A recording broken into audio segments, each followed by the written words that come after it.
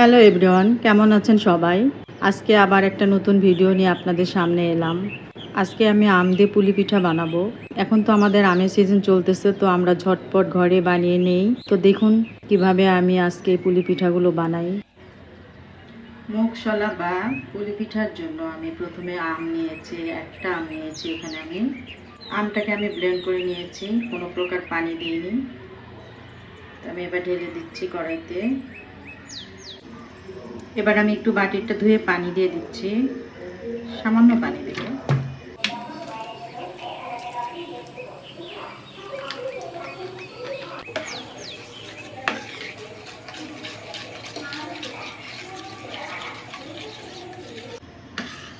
আমটা এবার আমার বলক উঠে এসেছে। এবার আমি ময়দা দিয়ে দিব। এটা আসলে কোনো পরিমাপ নেই, এটার কোনো মাপ নেই, কারণ আমটা আপনাদের বড় হতে পারে, ছোট হতে পারে। এটা আপনারা বুঝে শুনে দেবেন।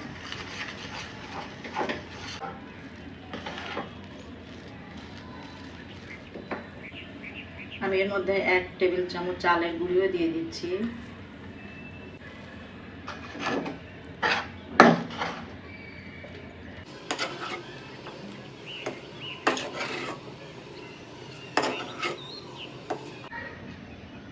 এটা একটু শক্ত শক্ত করতে হবে, এটা ঠান্ডা হয়ে গেলে শক্ত হয়ে যাবে। আমার মনে হয়ে গেছে এটা আমি এবার নামিয়ে ফেলবো। পিঠার জন্য আমি পুর রেডি করব। তো আমি এখানে ছানা নিয়ে নিয়েছি,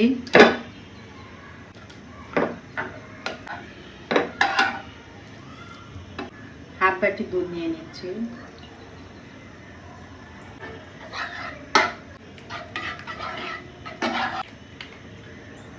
দুই টেবিল চামচ চিনি দিয়ে দিচ্ছি,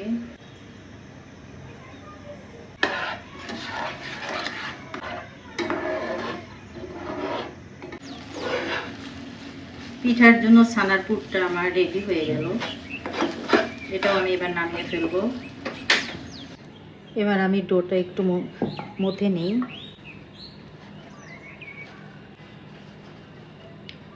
এবার আমি 2 ভাগ করে নিচ্ছি।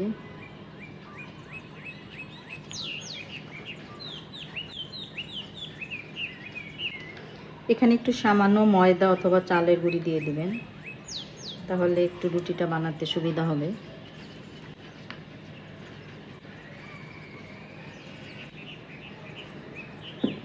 একটু পাতলা করে বানাবেন, যে পাতলাটা। এবার আমি যে পুরটা রেডি করেছিলাম সেটা দিয়ে দেব।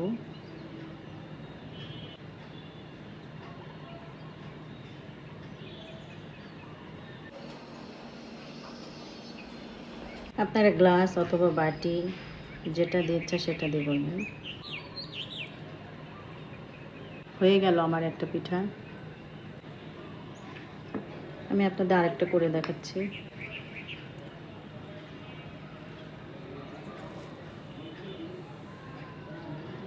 এবার আমি স্টিলের বাটিতে করতেছি।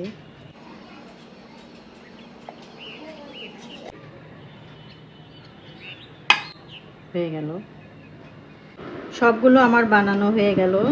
এবার আমি এগুলো ভাজতে নিয়ে যাব। পিঠাগুলো ভাজার জন্য তেল দিয়ে দিচ্ছি কড়াইতে।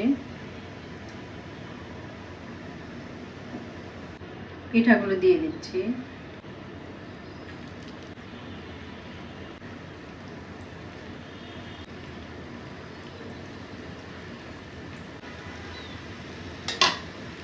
পিঠাগুলো আমি একটু উল্টে দিই, যেহেতু আম দিয়ে বানানো, তাই হচ্ছে পিঠাগুলো একটু নরম, আস্তে আস্তে উল্টে দিতে হবে।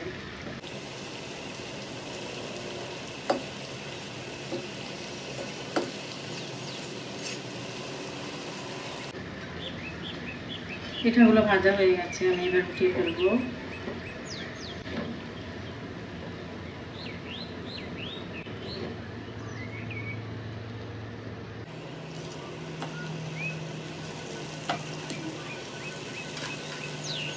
এভাবে আমি বাকি পিঠাগুলো ভেজে নেব।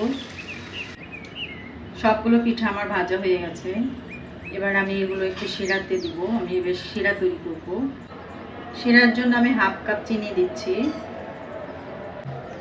পানি হাফ কাপ, 2টো এলাচ দিয়ে দিচ্ছি, একটু ফুড কালার দিয়ে দিচ্ছি,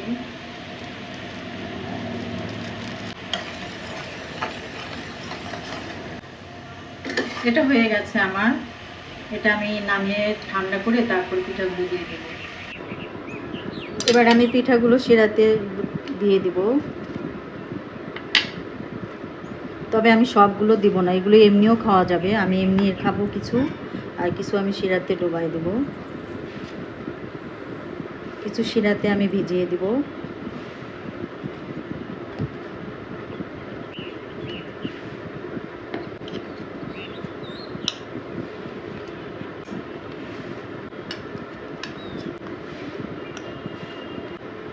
এগুলো আমি ঢেকে রাখবো। এবার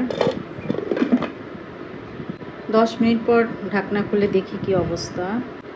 পিঠাগুলি শিরা চুষে নিয়েছে, ফুলে টাপা টাপা হয়ে গেছে।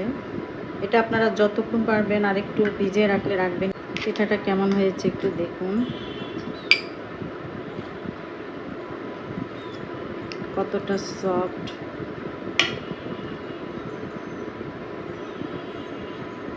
আর ভিতরটাও কত সুন্দর। এবার আমি সার্ভ করে দিচ্ছি।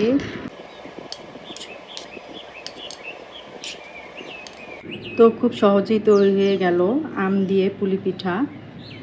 এটা দেখতে যেমন লোভনীয়, খেতেও তেমনই সুস্বাদু। তো আমার আজকের রেসিপিটি যদি আপনাদের ভালো লাগে তাহলে আমার সঙ্গে থাকবেন এবং আমাকে সাবস্ক্রাইব করে পাশে থাকবেন। ধন্যবাদ সবাইকে।